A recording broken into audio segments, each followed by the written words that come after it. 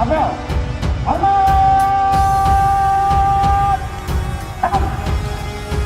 Lapor, apel buat masukan dalam rangka kesiapsiagaan penanganan karhutla tahun 2020. Selanjutnya masukan siap diperiksa.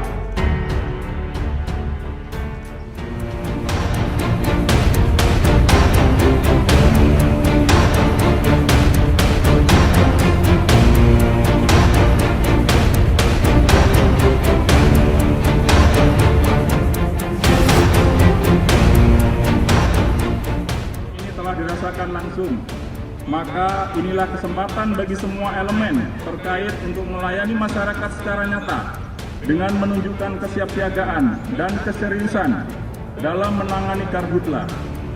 Marilah kita optimalisasi pencegahan karhutla kepada seluruh pihak, baik pemerintah maupun swasta, seluruh pihak dan masyarakat agar meningkatkan kepedulian dan keterpanggilan dalam penanganan karhutla di wilayah kita.